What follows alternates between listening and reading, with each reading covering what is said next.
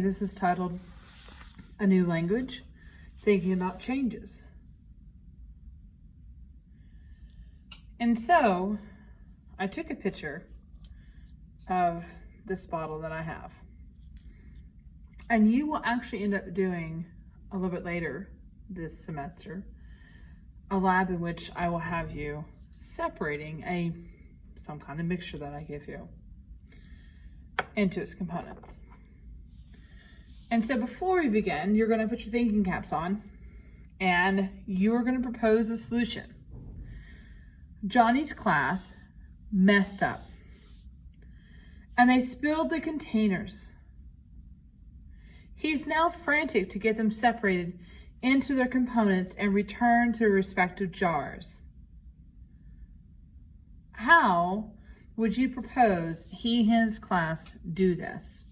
Propose a solution to his mess. The original containers say sand, salt, sugar, iron, and Epsom salt. So things to think about. Make sure you record in your notes. What type of mixture is this?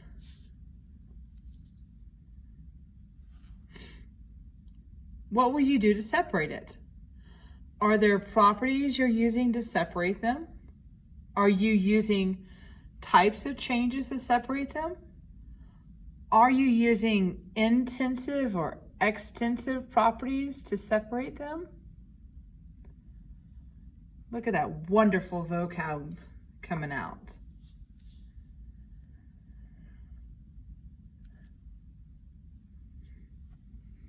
And it's always good to reflect back and ask ourselves, how successful were we? So if you were able to do that, and like I said, you will have a lab later on that you will do this, how well were you able to separate it? For each of the components, what were the physical properties that enabled you to separate them from the rest of the mixture? So when we do the lab, you're going to be thinking about that. And what made you decide to do the procedure steps in the order which you did them? And did it matter the order? So when you're doing it and you're trying to separate it, does the order matter in helping you separate? And then always we look back and go, if we had to do the lab again, what would we change to make it better? And were there some tools or materials that if we would have had, they would have made our life a whole lot better. Okay, thinking caps again. Okay, so if I could give you a piece of ice, I would give you a piece of ice. And I would ask you to describe how the particles are moving in that piece of ice as your kinetic energy continues to be transferred from the table or the container to the ice. So if you put your ice on the table and we're able to look at the kinetic energy, what would be happening between that ice and that surface? So once you have that figured out what's happening the kinetic energy wise between the ice and the table or whatever container it's in, then I ask you to think about if the particles are behaving in the way that you had described, how will the temperature of the ice change as it melts? So as that piece of ice is melting, does the temperature go up or down or stay the same?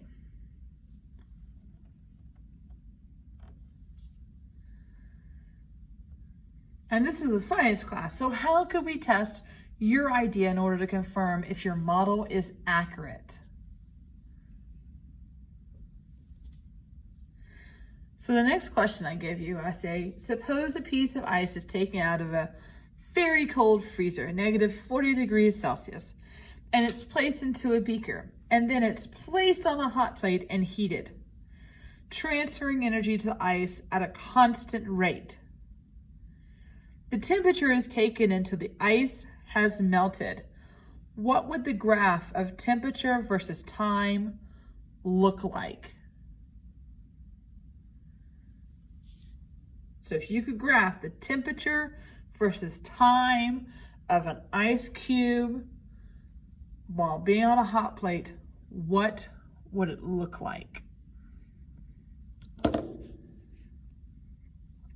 And using that model you developed so far, what can you say about the kinetic energy of the particles at each portion of your graph? So if you look at your graph, what happens with the kinetic energy at each stage of that graph? How is the behavior of the particles changing as energy is added?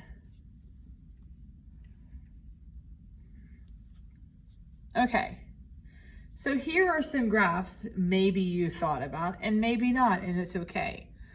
But I argue this is what we'd be looking at if we took a piece of ice and we heated it.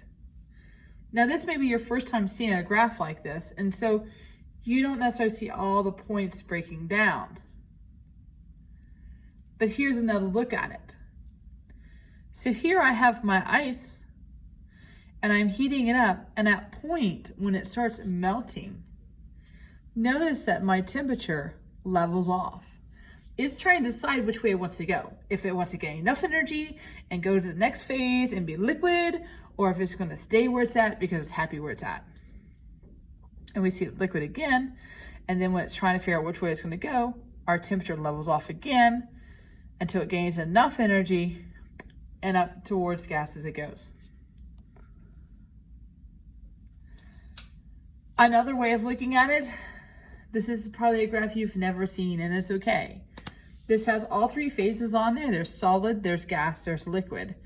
And for almost all compounds, you end up with what's called a triple point, and that's where all three phases exist.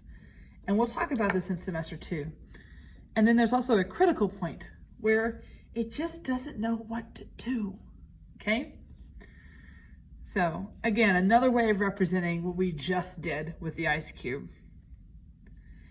And this is probably a more familiar chart for you. The states of matter where you go solid, liquid, and gas, okay? And we have melting and freezing, we have condensation. And notice that here, when I'm talking about going from a liquid to gas, I have two words. I have evaporating, which is natural, and vaporization, which is forced. And remember that change, that is a physical change. Okay, until next time, ta-ta.